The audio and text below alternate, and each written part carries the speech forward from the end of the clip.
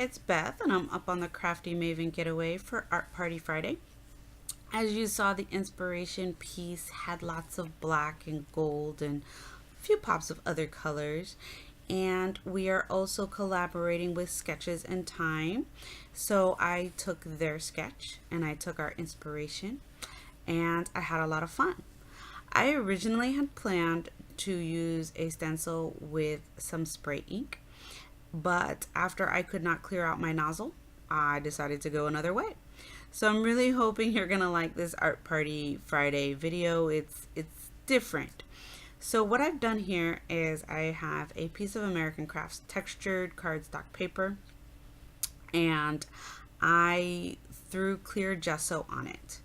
Now what I'm doing is I'm getting some Payne's Gray acrylic paint and glazing fluid, and I'm mixing that really well together. And what I'm going to do is I am going to paint my paper. Now, the reason why I decided to use clear gesso instead of white gesso is because the majority of my white gesso has a tint to it, and I wanted the paper to stay white. And the reason why I prepped my paper is you're going to see here in a minute after I paint this lovely Payne's Gray. I love Payne's Gray. It's a black, it's a gray, it's a blue, all wrapped up into one, and it's not a harsh color.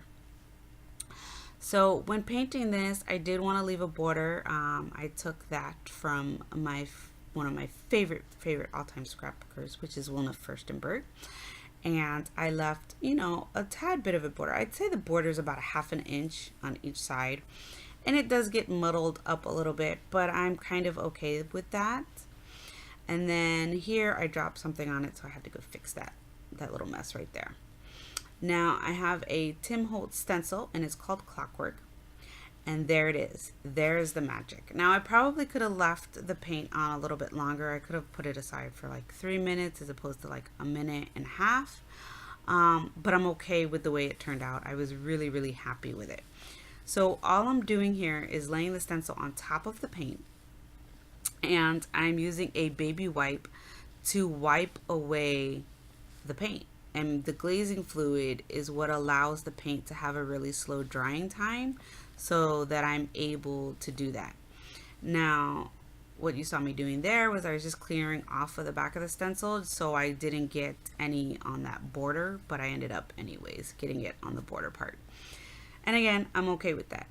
And I'm also okay with the fact that as you wipe away the glazing paint mixture, your baby wipe tends to get dirtier, and so therefore some portions of the paper are not as clear and some are darker, and I love that effect, and I'm really happy with the way that turned out. Now you're probably thinking, oh my goodness, all of it's getting covered up, but it's not. That is a piece of vellum, and it has diagonal white stripes on it. It's not picking up in the video very well, but I'm really happy with it. And then because of the mixed media, I knew that the vellum was not going to stick onto the paper well, and I thought the added texture of my mini stapler would look really nice. So I stapled the vellum on. I put a strip of tape for my ATG gun, but I really don't think it's going to make too much of a difference. Then this is a transparency that you can see. It's got gold stripes on it, so that's where the gold played in. And I taped only on the gold stripes so that you wouldn't see the tape shining through, obviously. And you're also going to see that I only took from the inspiration, I only took the gold and the black and white. The pop of color, it was pink and yellow, and it did not fit for this layout because of it is of my older son.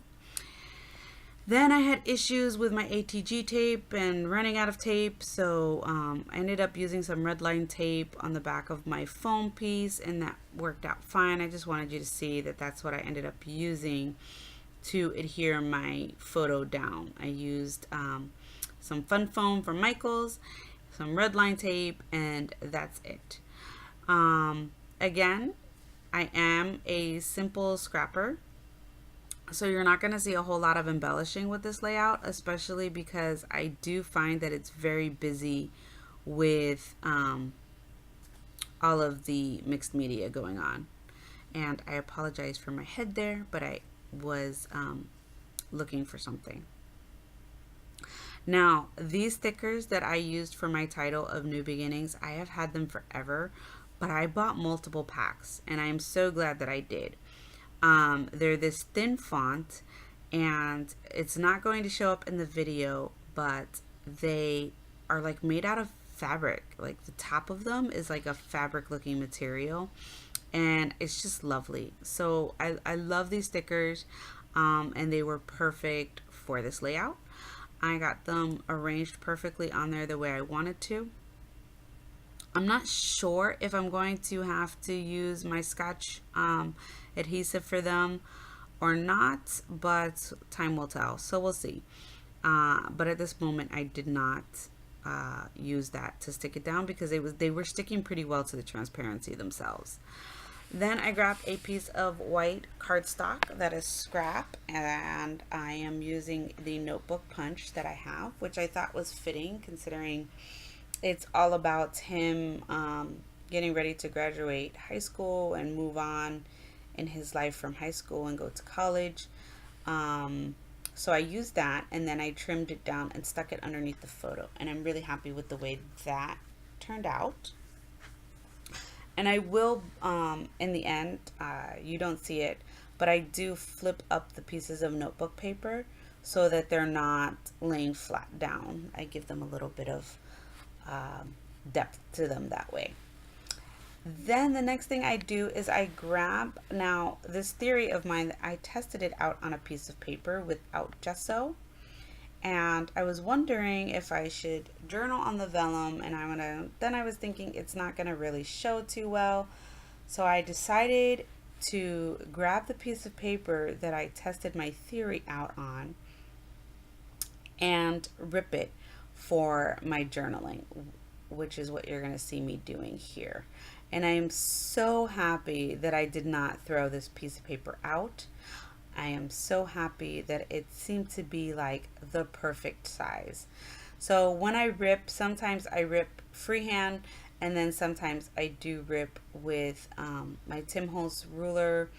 I really like that I get the rip, but I also get sort of a straight edge.